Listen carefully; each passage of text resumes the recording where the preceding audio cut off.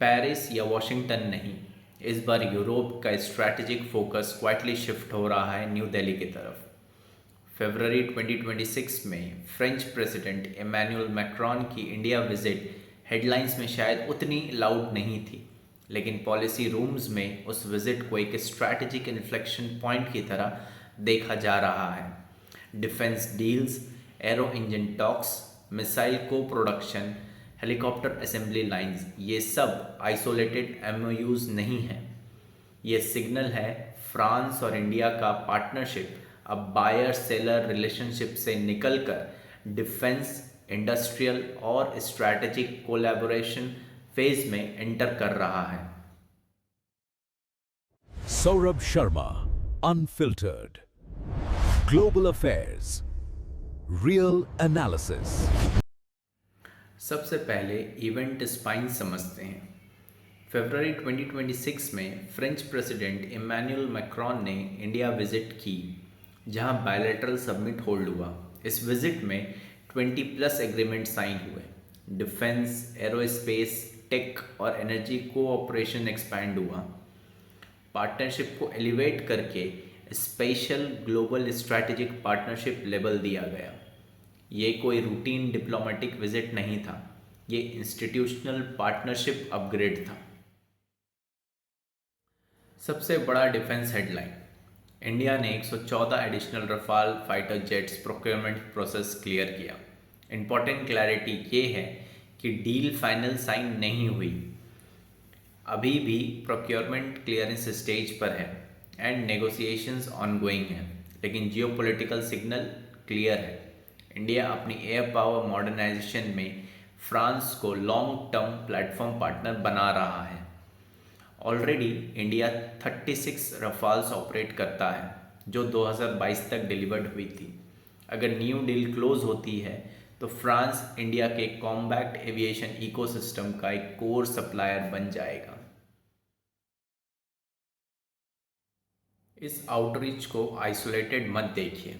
इससे पहले India 26 Rafale marine jets procure कर चुका है एयरक्राफ्ट कैरियर्स के लिए। मतलब Indian air force plus Indian navy दोनों डोमेन में फ्रेंच एविएशन फुटप्रिंट एक्सपैंड हो रहा है। ये इंटर ऑपरेबिलिटी और मेंटेनेंस इकोसिस्टम को डीपन करता है। विजिट के दौरान एक और क्रिटिकल डेवलपमेंट हाईलाइट हुआ। इंडिया और फ्रांस मिलकर hammer, highly agile modular munition extended range weapon, जो कि एक एयर टू ग्राउंड वेपन है, उसे इंडिया में बनाने का जॉइंट प्रोडक्शन एक्सप्लोर कर रहे हैं। हैमर क्या करता है? Air to ground precision strike करता है, जो कि रफाल प्लेटफॉर्म से डिप्लॉय होता है और high value tactical targeting capability देता है। सो इसका जियोपॉलिटिकल मीनिंग ये है कि अब शिफ्ट इंपोर्ट से को प्रोडक्शन के तरफ हो रहा है, which implies India gains more strategic autonomy, reliable war time supply and deeper defence partnership. Financial lens से देखें तो this local production implies first supply chain localisation, मतलब less dependency on foreign shipments. Second, cost efficiency, meaning domestic assemblies plus domestic logistics will be cheaper than imports. And lastly, tech absorption, means Indian firms learn advanced manufacturing and guidance tech, strengthening long-term defense industry. So in cut short, ये co-production improves security independence, reduce long-term cost and builds local technology capability. सबसे strategically sensitive development, India ने national aero engine mission के under France के साथ collaboration process initiate किया। Jet engine tech world के most restricted domains में आता है। करंट स्टेटस अभी टॉक्स स्टेज पर है। Tie up processes initiated but no tech transfer is completed yet. इससे ये पता चलता है इंटेंट हाई है पर एग्जीक्यूशन पेंडिंग है।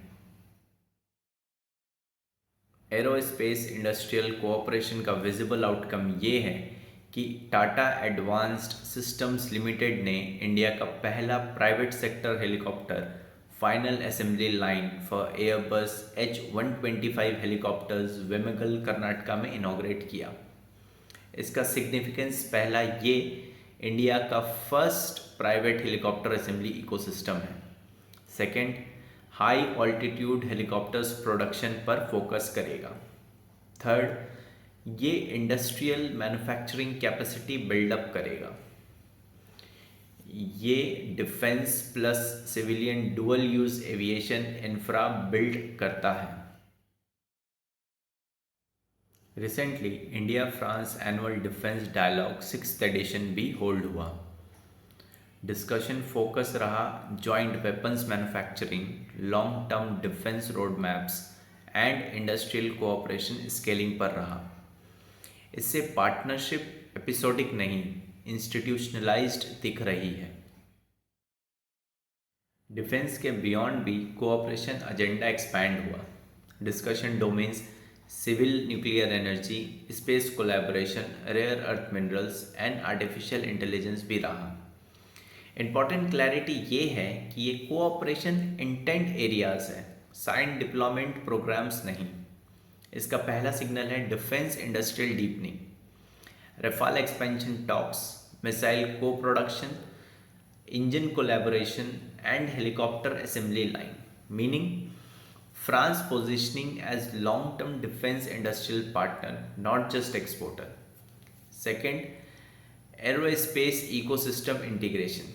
इंडिया के fighter jets, naval aviation, helicopters, engines, multiple aerospace layers में फ्रांस इंगेज्ड है। ये लॉन्ग टर्म डिपेंडेंसी और इंटरऑपरेबिलिटी बिल्ड करता है। मतलब दोनों कंट्रीज़ के डिफेंस सिस्टम ज़्यादा कंपैटिबल हो जाएंगे और रिलेशनशिप ड्यूरेबल हो जाएगा। थर्ड सिग्नल है इंस्टीट्यूशनल स्ट्रैटेजिक एलिवेशन। इंडिया और फ्रांस के बीच special global strategic partnership designation का मतलब है higher diplomatic coordination, global issue पर जॉइंट कंसल्टेशन, स्ट्रैटेजिक डायलॉग का लेवल एविएट होना। ये एक सिंबॉलिक प्लस इंस्टीट्यूशनल अपग्रेड है रिलेशनशिप का। फोर्थ सिग्नल है multi domain engagement, from defence to tech, nuclear, space and minerals. Partnership breadth expand हो रही है। अब फाइनेंशियल मार्केट्स और इन्वेस्टर्स के पॉइंट ऑफ व्यू से देखें। पहला रिस्क है defence capital expenditure expansion. India defence imports plus co production scale करेगा एंड उसका implications aerospace supply chain investment, joint ventures and industrial corridor creation में देख सकते हैं। सो लॉन्ग टर्म में डिफेंस मैन्युफैक्चरिंग इक्विटीज़ को टेल विंड मिल सकता है। सेकेंड रिस्क है technology transfer sensitivity. Aero engines, missiles, avionics high control tech है, उससे रिस्क है export controls, licensing bottlenecks, cost overruns and execution delays. So announcements doesn't mean execution certainty. Third risk है European defence industry exposure. France के defence majors India market से long term order pipeline build कर सकते हैं, उससे revenue visibility increase होगा, but geopolitical dependency risk भी। Fourth risk है supply chain localisation. Helicopter, missile and aerospace assembly India में शिफ्ट होने से manufacturing diversification, cost arbitrage and skilled labour ecosystem buildup होगा। ये इंडिया को डिफेंस प्रोडक्शन हब बना सकता है इफ एग्जीक्यूशन सस्टेन्ड रहा। Fifth risk Indo Pacific security stability premium. France India defence alignment Indo Pacific maritime stability perception को support करता है। इनडायरेक्ट फाइनेंशियल इम्पैक्ट, पहला Trade route risk premium perception. Safer sea lane means lower perceived disruption risk. Second, insurance sentiment improves. Marine insurance cost can stay stable or slightly lower. And lastly, strategic shipping confidence increase. Companies will feel more secure in moving goods via Indian Ocean routes. But ये impact mostly psychological based है और financial effect marginal है unless real conflict scenarios हो।